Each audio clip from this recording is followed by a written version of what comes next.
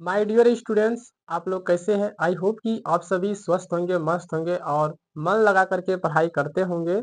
तो आज आप लोगों का फाइनली हिंदी स्टार्ट हो गया है। ठीक है, क्लास 10। ठीक है, हिंदी।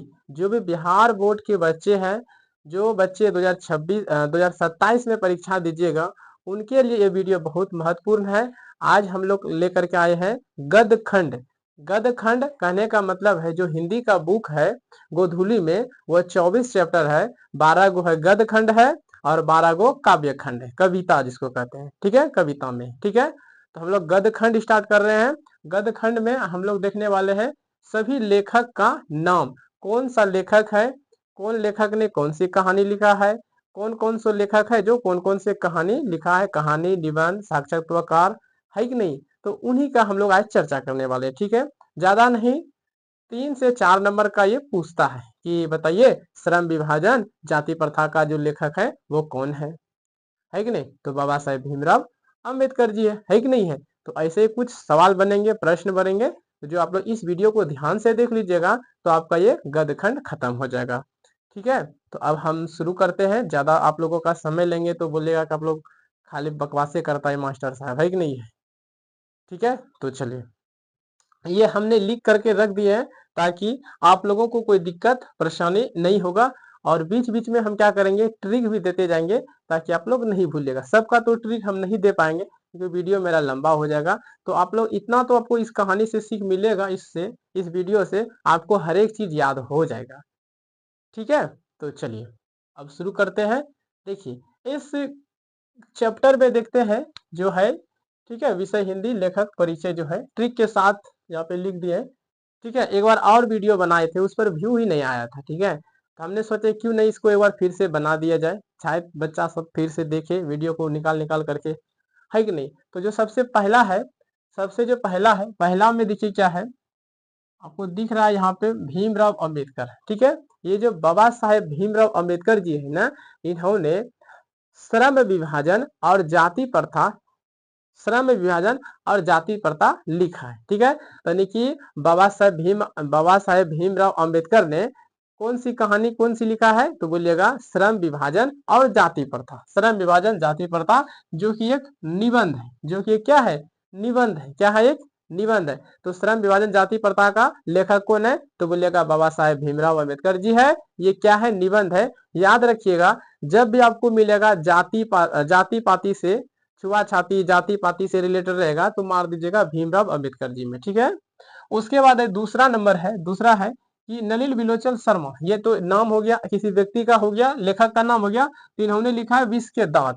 यानी कि विष के दांत कहानी का जो लेखक है वह नलिनी विलोचन शर्मा है। इनको ट्रिक के साथ में आप कैसे याद रखिएगा, तो ट्रिक ये है, जो विष जो होता है ना, वो नाला में ज्यादातर पाया जाता है, पूरा कचरा गंदा विष, है कि नहीं। तो विष याद रखिएगा, नलिनी विलोचन शर्मा। ठीक, चलिए, तो विष के दांत कहानी का लेखक नलिनी विलोचन शर्मा। तीसरा पॉइंट में है मैक्स मुलर जी, यानी कि भारत से हम लोग क्या सीखे, इसका जो लेखक है वो मैक्स मुलर जी। क्योंकि हम लोग देखिए ट्रिक क्या है, ज्यादातर हम लोग भारत से ही सीखते हैं, पढ़ना लिखना खाना पीने के लिए मैक्सिमम चीज हम लोग भारत से सीखे हैं। तो मैक्सिमम से याद रखिएगा मैक्स मुलर, यानी कि भारत से हम क्या सीखे, इसका जो लेखक है वह मैक्स मुलर है। ठीक, उसके बाद है चौथा पॉइंट है हजारी प्रसाद द्विवेदी। ठीक है, इसका जो लेखक है वो नाखून क्यों बढ़ते हैं, ये जो नाखून है, नाखून क्यों बढ़ते हैं, इसका जो लेखक हो जाएगा वो हो जाएगा हजारी प्रसाद द्विवेदी। इनका भी ट्रिक क्या है, देखिए हम लोग नाखून को 1000 बार काटते हैं, फिर 1000 बार बढ़ जाता है, 1000 से याद रखिएगा हजारी प्रसाद द्विवेदी। तो बताइए आप लोग, एक प्रश्न का उत्तर दे करके दिया कि नाखून क्यों बढ़ते हैं, इसका लेखक कौन है, तो बोलेगा हजारी प्रसाद द्विवेदी जी। कौन हो जाएगा, हजारी प्रसाद द्विवेदी जी। उसके बाद है 5 नंबर में है गुणाकर मूले। क्या है, 5 नंबर में जो है वह है गुणाकर मूले। इसका जो लेखक हो जाएगा नागरी लिपि हो जाएगा। क्या हो जाएगा, नागरी लिपि। तो नागरी लिपि, तो गुणाकर मूले जो है उन्होंने, गुणाकर मूले जो है नागरी लिपि का लेखक कौन हो जाएगा, तो गुणाकर मूले जी। नागरी लिपि का लेखक गुणाकर मूले जी। आज आप लोग कुछ ट्रिक अपने से भी बना सकते हैं। देखिए उसके बाद छठा पॉइंट में है बहादुर है।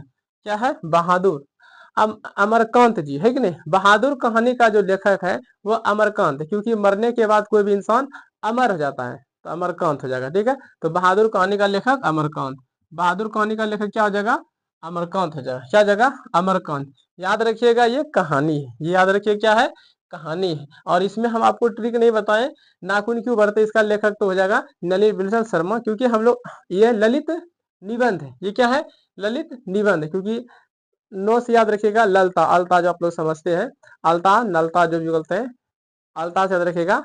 ठीक है, ललित निबंध क्या है, ललित, जिसको हम लोग लगाते हैं ललता लड़की वगैरह सब लगाते, उससे आगे हम लोग बढ़ते हैं। रामविलास शर्मा, रामविलास शर्मा, इन्होंने परंपरा का मूल्यांकन, यानी कि परंपरा का मूल्यांकन का जो लेखक है वो कौन हो जाएगा, वो हो जाएगा नलिल विलोचन शर्मा जी हो जाएगा। कौन हो जाएगा, सॉरी, रामविलास शर्मा जी। क्योंकि परंपरा का मूल्यांकन जो है ये किसने लिखा है, तो बोलिएगा रामविलास शर्मा। अब परंपरा का जो समय है वो राम भगवान जी से समय से ही आ रहा है कि नहीं, बरमाला करो फलना करो, तो रामविलास शर्मा इसे भी याद रख सकते हैं। ठीक है, उसके बाद जीत जीत में निरखत हूँ, जीत जीत में निरखत हूँ, इसका लेखक है पंडित बिरजू महाराज जी।